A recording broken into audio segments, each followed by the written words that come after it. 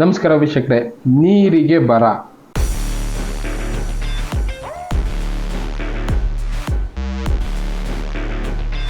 ಇದರಲ್ಲಿ ನೋಡ್ಬೋದು, ನೀರು ಅನ್ನೋದು ಎಲ್ಲರಿಗೂ ಶಾರ್ಟೇಜ್ ಆಗ್ತಾ ಇದೆ. ಅದರಲ್ಲೂ ನಮ್ಮ ದೇಶದಲ್ಲಿ ವರ್ಷಕ್ಕೆ 2 ಲಕ್ಷ ಜನ ನೀರಿಲ್ಲದೆ ಸಾಯ್ತಾ ಇದ್ದಾರೆ. ಕಲುಷಿತ ನೀರು ಕುಡಿದು ಸಾಯ್ತಾ ಇದ್ದಾರೆ, ಕೊಳಚೆ ನೀರು ಕುಡಿದು ಸಾಯ್ತಾ ಇದ್ದಾರೆ.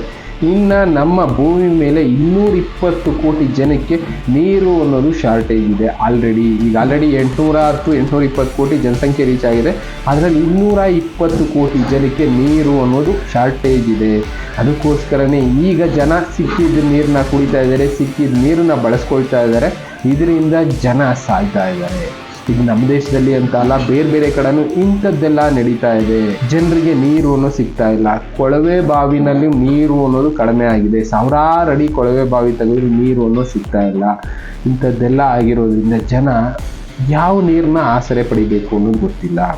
ಅದರಲ್ಲಿ ಕೆಲವಷ್ಟು ವಿಷಯಗಳನ್ನ ನಾನು ಗಮನಿಸಿದ್ದನ್ನ ನಿಮಗೆ ಹೇಳೋದಕ್ಕೆ ಇಷ್ಟಪಡ್ತೀನಿ. ರೀಸೆಂಟಾಗಿ ಗೌರ್ಮೆಂಟಿಂದ ಕುಡಿಯೋ ನೀರಿಗೆ ಫೆಸಿಲಿಟಿ ಕೊಡಬೇಕು ಅಂತ RO ಪ್ಯೂರಿಫೈಡ್ ವಾಟರ್ ಪ್ಲ್ಯಾಂಟ್ಗಳನ್ನ ಹಾಕಿದ್ದಾರೆ. ₹5 ಕಾಯಿನ್. ಅದು ತುಂಬ ಜನಕ್ಕೆ ಬಳಕೆ ಆಗ್ತಾ ಇದೆ.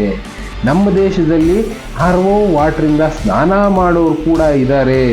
RO ವಾಟ್ರನ್ನ ಇನ್ಕ್ಲೂಡಿಂಗ್ ಟಾಯ್ಲೆಟ್ಗೂ ಬಳಸ್ತಾ ಇದ್ದಾರೆ ಅಂದರೆ ಲೆಕ್ಕ ಹಾಕ್ಕೊಳ್ಳಿ. ಇದು ನಿಜಾನ ಅನ್ನಿಸ್ಬಿಡುತ್ತೆ. ನಾನು ರೀಸೆಂಟಾಗಿ ಹೋಗಿ ನೋಡಿದಾಗ ಯಾರೋ ಒಬ್ಬರು ಒಂದು 10ರಿಂದ 15 ಕ್ಯಾನು ಒಂದು ಗಾಡಿಗೆ ತುಂಬ್ಕೊಂಡು ಹೋಗ್ತಾ ಇದ್ರು, ಕಾರ್ಗಳಿಗೆ ತುಂಬ್ಕೊಂಡು ಹೋಗ್ತಾ ಇದ್ರು. ಒಬ್ಬರೇ ವ್ಯಕ್ತಿ ಡೈಲಿ 10 ಕ್ಯಾನು 15 ಕ್ಯಾನ್ ಯಾಕೆ ತುಂಬ್ಕೊಂಡು ಹೋಗ್ತಾರೆ? ಅಷ್ಟೊಂದು ನೀರು ಕುಡಿತಾರಾ? ಎಷ್ಟು ಜನ ಇರ್ಬೋದು ಮನೆಯಲ್ಲಿ? ಏನಿಲ್ಲ ಅಂದರೂ ಒಂದು ಮಿನಿಮಮ್ 30 ಜನನಾದರೂ ಇರಬೇಕಲ್ಲ. 10-15 ಕ್ಯಾನು ಅಂದರೆ 200-250 ಲೀಟ್ರ್ ನೀರು ಕುಡಿಬೇಕು ಅಂದರೆ ಒಂದು 50 ಜನನಾದರೂ ಬಿಡುವ. ಒಬ್ಬರು 5 ಲೀಟ್ರ್ ಕುಡಿತೀನಿ ಅಂದರು. ಅಷ್ಟೊಂದು ನೀರು RO purified water plant ₹5 coin ಹಾಕು, ನೀರು ತುಂಬ್ಕೊಂಡು ಹೋಗು, ಈ ಥರ ಮಾಡ್ತಾಯಿದ್ರು. ಈ ನೀರನ್ನು ಎಲ್ಲಿ ಬಳಸ್ತಾ ಇದ್ದಾರೆ? ಒಂದು ಪ್ರಶ್ನೆಗೆ ಕೆಲವಷ್ಟು ಜನ ಉತ್ತರ ಕೊಟ್ಟರು. ಅದನ್ನು ವಿಡಿಯೋ ಮೂಲಕ ತಿಳಿಸೋದಕ್ಕಾಗಲಿಲ್ಲ. ಬಟ್ ಆದ್ರೂ ಜನರಿಗೆ ತಿಳಿಸ್ಬೋದು. ಒಬ್ಬೊಬ್ಬರು 10 ಕ್ಯಾನ್ನ ನೀರನ್ನು ಬಳಸ್ತಾ ಇದ್ದಾರೆ. ಕಾರಣ ಯಾಕೆ? ಮನೆಯಲ್ಲಿ ಇನ್ಕ್ಲೂಡಿಂಗ್ ಸ್ನಾನಕ್ಕೂ RO ವಾಟರ್ನ ಬಳಸ್ತಾ ಇದ್ದಾರೆ, ಟಾಯ್ಲೆಟ್ಗೆ RO ವಾಟರ್ನ ಬಳಸ್ತಾ ಇದ್ದಾರೆ ಅಂದರೆ ಲೆಕ್ಕ ಹಾಕಿ. ಯಾಕೆ? ಎಷ್ಟೋ ಮನೆಗಳಿದೆ, ಎಷ್ಟೋ ಕೊಳಗೇರಿಗಳಿದೆ, ಎಷ್ಟೋ ಬಾಡಿಗೆ ಮನೆಯಲ್ಲಿದ್ದಾರೆ. ಅಂಥವ್ರಿಗೆ ನೀರು ಅನ್ನೋ ಫೆಸಿಲಿಟಿ ಸಿಗಲ್ಲ. ನಾರ್ಮಲಾಗಿ ಬೆಂಗಳೂರಲ್ಲಿ ಈಗ ವಾರದಲ್ಲಿ 2 ದಿನ ಇಲ್ಲ 3 ದಿನ ನೀರು ಕೊಡ್ತಾರೆ. ಮನೆಗಳಲ್ಲಿ ಸಣ್ಣ ಬಿಂದಿಗೆಗಳಲ್ಲಿ ಇದರಲ್ಲಿ ಎಲ್ಲ ತುಂಬಿಸ್ಕೊಂಡ್ಬಿಡ್ಬೋದು. ಜಾಗನೇ ಇಲ್ಲ ಅಂದರೆ ಎಲ್ಲಿ ತುಂಬಿಸಿಟ್ಕೊಳ್ತಾರೆ? ಮನೆಯಲ್ಲಿ ಸಂಪಿಲ್ಲ ಅಂದ್ಕೊಳ್ಳಿ, ಬಾಡಿಗೆ ಮನೆಯಲ್ಲಿರೋರಿಗೆ ನೀರಿನ ಅವಶ್ಯಕತೆ, ಡ್ರಮ್ಗಳಲ್ಲಿ ತುಂಬಿಸಿಟ್ಕೋಬೋದು. ಡ್ರಮ್ಗಳಲ್ಲಿ ನೀರು ಅನ್ನೋದು ಅಷ್ಟು ತುಂಬಿಸ್ಕೊಳ್ಳೋಷ್ಟು ನೀರು ಬರುತ್ತೋ ಇಲ್ವೋ? ಆಗೇನು ಮಾಡಬೇಕು? ಆಪ್ಷನ್ ಇರೋದಿಲ್ಲ. ಜನ ಏನು ಮಾಡ್ತಾ ಇದ್ದಾರೆ? ₹5 ಕಾಯಿನ್ ಹಾಕು, RO ವಾಟರ್ ಪ್ಯೂರಿಫೈರಿಂದ ವಾಟರ್ ಬಾಟ್ಲಲ್ಲಿ ನೀರು ತುಂಬಿಸ್ಕೊಂಬ, ಅದನ್ನೇ ಕುಡಿಯೋದಕ್ಕೂ ಬಳಸ್ಕೋ, ಅದನ್ನೇ ಸ್ನಾನ ಮಾಡ್ಕೊಳ್ಳೋದಕ್ಕೂ ಬಳಸ್ಕೋ, ಅದನ್ನೇ ಇನ್ಕ್ಲೂಡಿಂಗ್ ಟಾಯ್ಲೆಟ್ಗೂ ಬಳಸ್ಕೋ. ಈ ರೀತಿ ಜನ ಬದಲಾಗ್ತಾ ಇದ್ದಾರೆ. ಆಪ್ಷನ್ ಇಲ್ಲ. ಯಾಕೆಂದರೆ ಮನೆಯಲ್ಲಿ ನೀರು ತುಂಬಿಸ್ಕೊಳ್ಳೋದು ಜಾಗ ಇಲ್ಲ. ಅದಕ್ಕೋಸ್ಕರ ₹50 ಹೋದ್ರೋಯ್ತಪ್ಪ, ಕುಡಿಯೋ ನೀರು ಆಯಿತು, ಸ್ನಾನದ ನೀರು ಆಯಿತು, ಬಾತ್ರೂಮ್ ನೀರು ಆಯಿತು, ಎಲ್ಲದಕ್ಕೂ ಇದೇ ನೀರನ್ನ ಬಳಸ್ಕೊಳ್ಳೋಣ ಅನ್ನೋರು ಎಷ್ಟೋ ಜನ ಆಗಿದ್ದಾರೆ. ನಾರ್ಮಲಾಗಿ ನೀವು ₹5 ಕಾಯಿನ್ ಬೂತ್ ಹತ್ರ ನಿಂತ್ಕೊಂಡ್ರೆ ನೋಡ್ಬೋದು. ಏನಿಲ್ಲ ಅಂದರೆ ಒಬ್ಬೊಬ್ಬರು 5-10 ಕ್ಯಾನ್ ತುಂಬಿಸ್ಕೊಂಡು ಹೋಗೋರು ತುಂಬ ಜನ ಇರ್ತಾರೆ. ವಾರಕ್ಕೆ 5-10 ಕ್ಯಾನ್ ತುಂಬಿಸ್ಕೊಂಡು ಹೋದರೆ ಏನು ತೊಂದರೆ ಇಲ್ಲ. ದಿನಕ್ಕೆ 10 ಕ್ಯಾನು ಅಂದರೆ ಅವ್ರಿಗೆ ನೀರಿನ ಅವಶ್ಯಕತೆ ಇದೆ. ಬಟ್ ನೀರು ಅನ್ನೋದು ಅವ್ರಿಗೆ ಸಿಗದೇ ಇದ್ದಾಗ ಈ ನೀರನ್ನೇ ಬಳಸ್ಕೊಳ್ತಾ ಇದ್ದಾರೆ. ಇನ್ನು RO ವಾಟರ್ ಪ್ಲ್ಯಾಂಟಲ್ಲಿ ಎಷ್ಟು ನೀರು ವೇಸ್ಟ್ ಆಗ್ತಾ ಇದೆ? ಏನಿಲ್ಲ ಅಂದರೂ ನಮಗೆ ಗೊತ್ತಿರೋ ಹಾಗೆ ಒಂದು ಅಂದಾಜು ಲೆಕ್ಕಾಚಾರದಲ್ಲಿ 1:3. ಇಲ್ಲಿ 1 ಲೀಟ್ರ್ ನೀರು ನಮಗೆ ಶುದ್ಧವಾದ ವಾಟರ್ RO ಪ್ಯೂರಿಫೈಡ್ ವಾಟರ್ ಪ್ಲ್ಯಾಂಟಿಂದ ಬರಬೇಕು ಅಂದರೆ 2 ಲೀಟ್ರು ಇಲ್ಲ 3 ಲೀಟ್ರ್ ನೀರು ವೇಸ್ಟ್ ಆಗಿ ಹೋಗುತ್ತೆ ಮೋರಿನಲ್ಲಿ. ಈ ಥರ ವೇಸ್ಟ್ ಆಗ್ತಾ ಇರೋ ನೀರನ್ನಾದರೂ ಅವರು ಕೊಡ್ಬೋದು ಜನಕ್ಕೆ. ಅಂಥ ಕೆಲಸನೂ ಮಾಡೋದಕ್ಕೆ ಬಿಡೋದಿಲ್ವಂತೆ. ಯಾರೊಬ್ರು ಆ ನೀರನ್ನ ಬಳಸ್ಕೊಳ್ತಾರೆ ಅಂದ್ಬಿಟ್ಟು ಅಲ್ಲಿ ಮೋರಿ ಕಲ್ಲುಗಳನ್ನ ಹಾಕಿ ಆ ನೀರು ಹೋಗೋ ಜಾಗನ ಮುಚ್ಚಾಕಿದ್ದಾರೆ.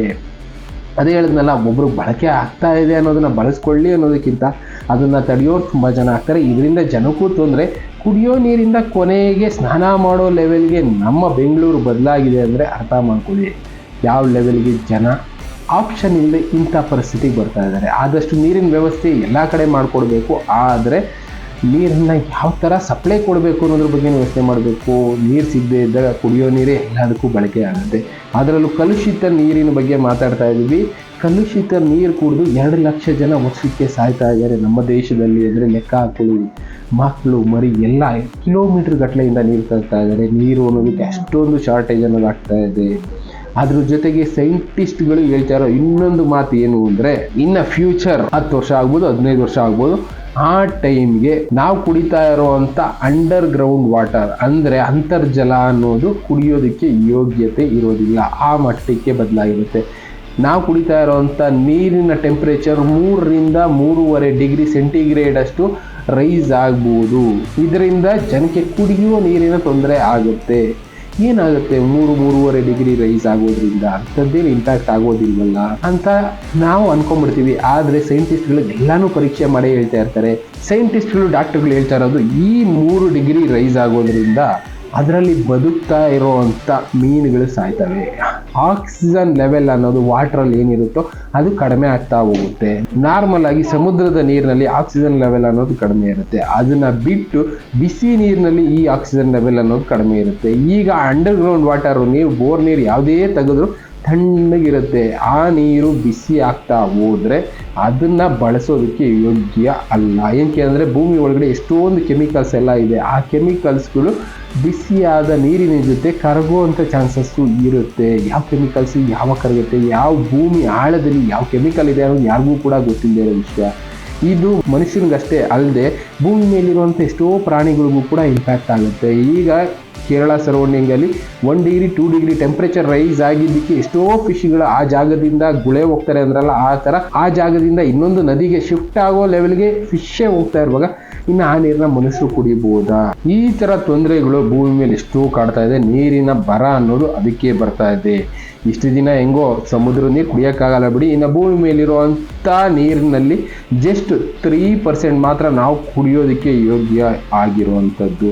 ಅಂಥದ್ರಲ್ಲಿ ಈಗ ಅಂಡರ್ಗ್ರೌಂಡ್ ವಾಟರು ಕುಡಿಯೋಗಿಲ್ಲ ಅನ್ನೋ ದಿನ ಬಂದರೆ ಜನ ಏನು ಮಾಡಬೇಕು ಅದನ್ನು ಕೂಡ ಯೋಚನೆ ಮಾಡಬೇಕು. ಒಟ್ಟಿನಲ್ಲಿ ನೀರಿಗೆ ಬರ ಅನ್ನೋದು ಬರುತ್ತೆ, ಜನ ಅದಕ್ಕೋಸ್ಕರ ಹಾಹಾಕಾರ ಪಡಬೇಕಾಗುತ್ತೆ ಅನ್ನೋದು ಈಗ ಸತ್ಯ ಆಗ್ತಾ ಇದೆ. ಆದಷ್ಟು ನೀರಿನ ಆಶ್ರಯಗಳನ್ನ ಉಳಿಸ್ಕೊಳ್ಳಿ, ಮಳೆ ನೀರು ಇಂಗು ಗುಂಡಿಗಳನ್ನ ಮಾಡ್ಕೊಳ್ಳಿ. ಇನ್ನು ಬೇರೆ ಬೇರೆ ಏನೇನೋ ಇದೆ ನೀರಿಗೋಸ್ಕರ ಯಾವ ರೀತಿ ನೀರನ್ನ ಶೇಖರಣೆ ಮಾಡಿಡ್ಬೋದು, ಅದನ್ನು ಮುಂದಿನ ದಿನದಲ್ಲಿ ಯಾವ ಥರ ಬಳಸ್ಬೋದು ಅಂಥ ಕೆಲಸ ಮಾಡಿ. ಅಂತರ್ಜಲನ ಜಾಸ್ತಿ ಆಗೋ ಹಾಗೆ ಮಳೆ ನೀರು ಇಂಗು ಗುಂಡಿಗಳನ್ನ ಮಾಡಿ.